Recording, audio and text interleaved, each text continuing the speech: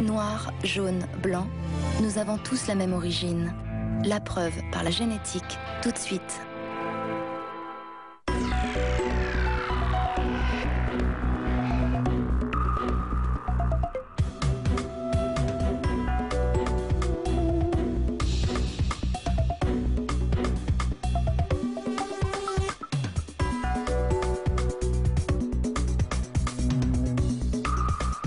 Bienvenue sur Arte.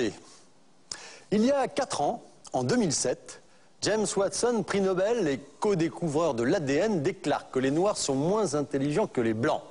Scandale et pour cause. Quelques semaines plus tard, le génome de Watson, l'un des premiers à être décrypté, révèle une ascendance africaine bien plus importante que la moyenne chez les Européens. Autrement dit, c'est grâce à sa découverte initiale de la structure de l'ADN que l'on peut aujourd'hui démontrer que Watson a dit n'importe quoi.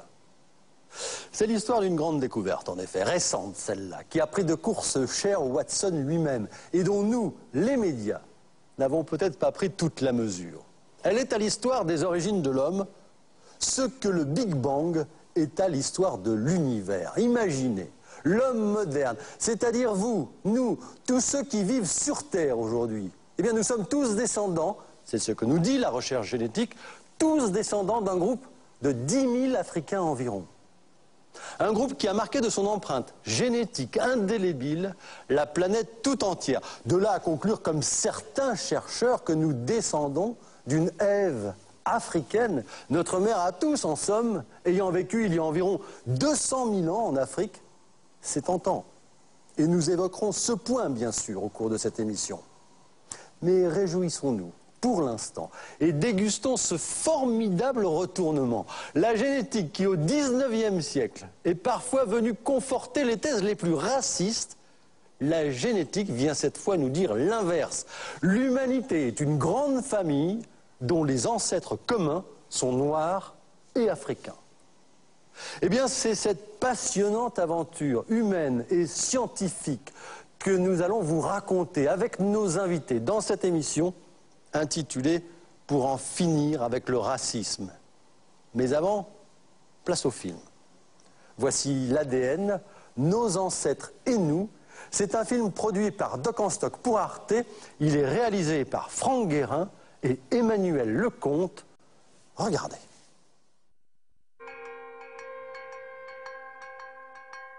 Vous ne vous en doutez peut-être pas, mais vous êtes absolument fascinant. Vous détenez, sans le savoir, une somme d'informations inimaginables, le contenu d'une bibliothèque hors du commun. Qui que vous soyez, d'où que vous veniez, et quelle que soit votre apparence, vous possédez les secrets de notre origine sur cette planète. Vous n'y croyez pas? Eh bien, eux, ils en sont persuadés.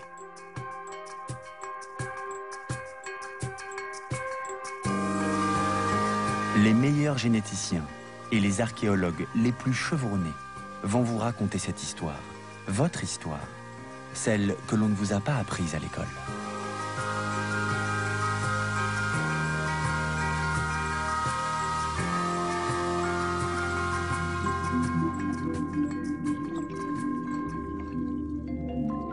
Pourquoi la génétique permet-elle de retracer l'histoire de l'espèce humaine? Quand on regarde les Africains et les Européens, on est tenté de dire qu'ils ont l'air tellement différents qu'ils doivent appartenir à des groupes différents. Ce qui est marrant, c'est de se dire qu'on vient tous d'Afrique, il y a plus ou moins longtemps. Quelqu'un à Barbès, il vient peut-être il y a la semaine dernière, et nous, c'est peut-être il y a 70 000 ans. Mais on vient tous d'Afrique, quoi. Ou alors il faudrait dire que certains d'entre nous ont un ADN qui vient de la planète Mars. Quelle histoire! Il était une fois l'aventure d'hommes et de femmes en mouvement sur une petite planète.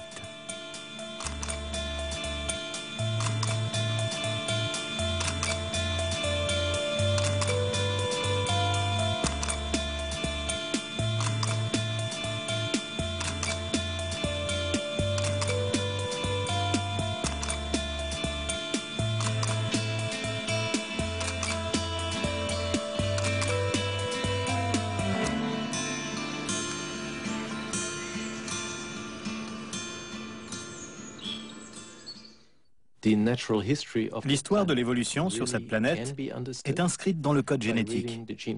Tous les êtres vivants dérivent d'un premier être vivant qui est apparu sur Terre il y a 3 800 000 ans à peu près.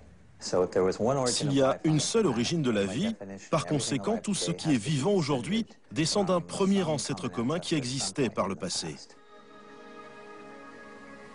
Ce premier organisme vivant s'est formé dans l'eau des océans, il y a près de 4 milliards d'années. Et c'est à partir de cette cellule originelle que s'est développée toute la biodiversité terrestre. Il y a donc bien une seule base génétique du vivant qui s'est complexifiée au cours du temps.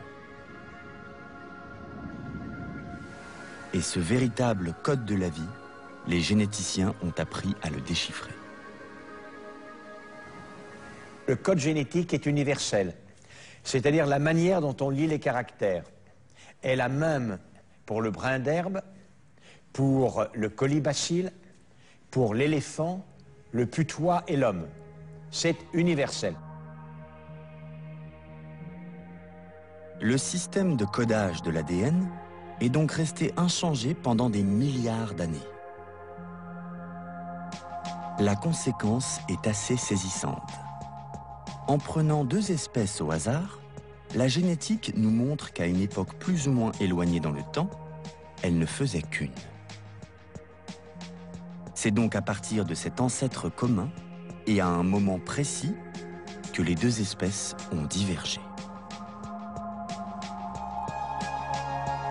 Entre l'homme et la levure, l'ancêtre commun, il y a eu un ancêtre commun, hein, forcément. Donc entre l'homme et la levure, l'ancêtre commun, il a vécu il y a, on va dire, 2 500 000 000 d'années. Et il y a 30 à 40% de ressemblance entre le génome d'un homme et le génome d'une levure. Et si vous vous pensiez différent en tout point de la Manitou-mouche, vous serez désolé d'apprendre que le dernier ancêtre commun entre l'homme et le champignon existait il y a un peu moins de 700 millions d'années.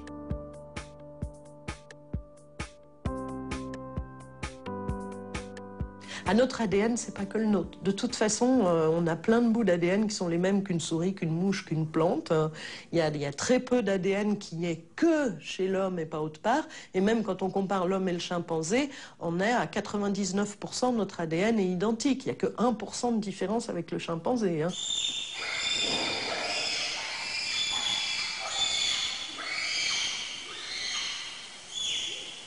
Donc ça pose la vraie question de savoir comment, avec un patrimoine génétique quasiment identique, on devient un homme d'un côté, on devient un chimpanzé de l'autre.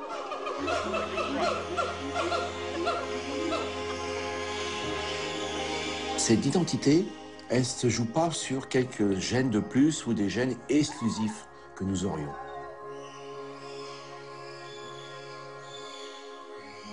En fait, la signature de l'homme est plutôt dans la manière dont vont s'exprimer ces patrimoines génétiques communs d'abord et qui ont divergé.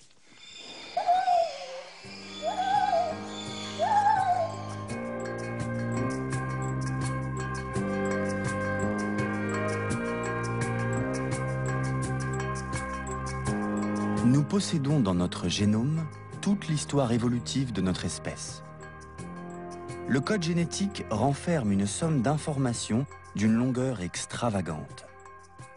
Déroulé et mis bout à bout, l'ADN de toutes les cellules d'un corps humain formerait un filament dont la longueur défie l'imagination. 12 milliards de kilomètres. C'est le diamètre du système solaire. Ce code est enfoui en chacun de nous.